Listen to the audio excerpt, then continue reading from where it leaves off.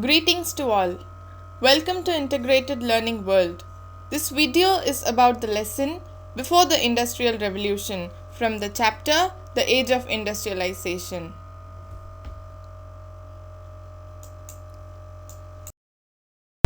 Now let us go into the video. The contents of this lesson are proto-industrialization, the coming up of the factory, the pace of industrial change. We all believe that with the setting up of factories, industrialization began. We associate industrialization as growth of factory industry.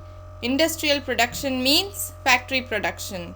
Industrial worker means factory worker. This is a wrong association. Even before factories were set up in England and Europe, large-scale production happened.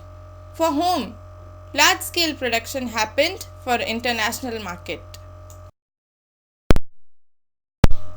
Why did merchants turn to countryside rather than setting up business in towns?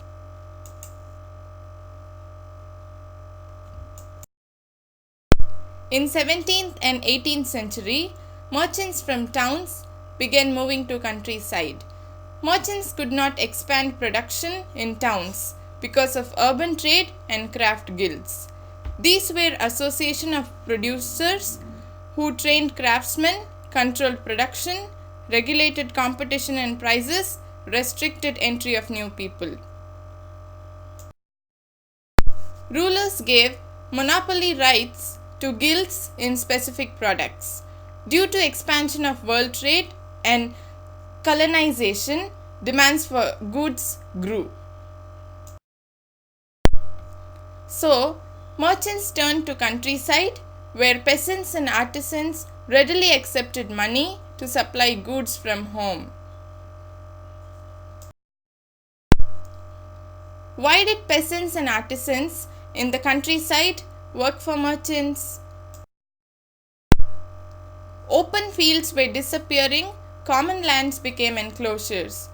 Poor peasants had small plots of land and depended on common lands for gathering firewood, berries, vegetables, hay, had to look for alternative sources of income. They readily accepted money from merchants and started working for them as families. Relationship between town and the country. A merchant buys wool from stapler. Stapler sorts wool, spinner spins yarn.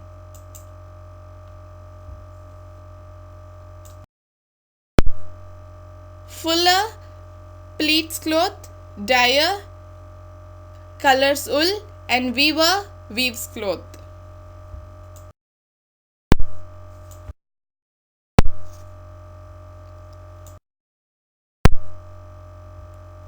Finishing center. Finishing was done in London. In this system, at each stage, 20 to 25 workers were employed by each merchant. It meant that each clothier was controlling hundreds of workers.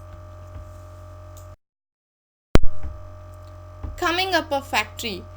The first symbol of new era was cotton.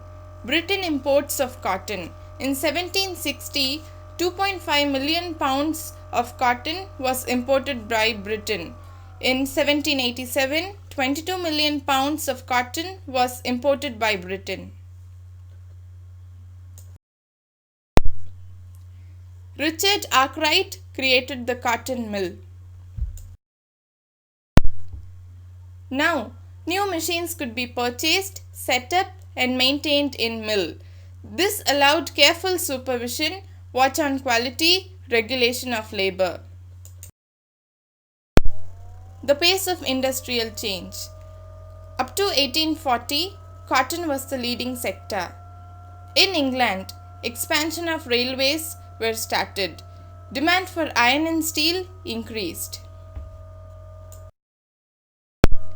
By 1873, Britain was exporting 77 million pounds of iron and steel. Traditional industries could not displace new industries. 80% workers were employed with cotton in the countryside only. The pace of traditional industries was not stagnant. Small innovations were the basis of growth. For example, food processing, building, pottery, glasswork, tanning, furniture making, etc. Traditional industries: bread making, pottery, furniture, tanning leather, and glassware.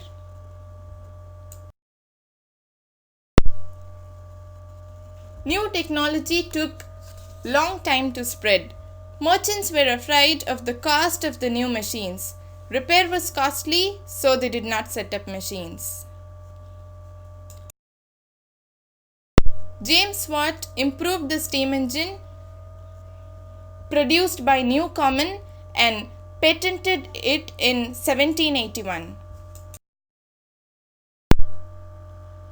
Matthew Boulton manufactured a new model. He could not find buyers. At the beginning of 19th century, 321 steam engines were around England. 80 engines in cotton industry, 9 engines in wool industry, and the rest in mining, canal works, and iron works. To conclude, in mid-19th century, a worker was not a machine operator but was a traditional laborer.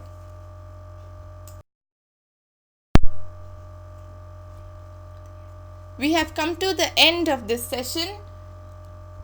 So do subscribe and hit the bell icon. Like, comment, share. Thank you. Thank you once again.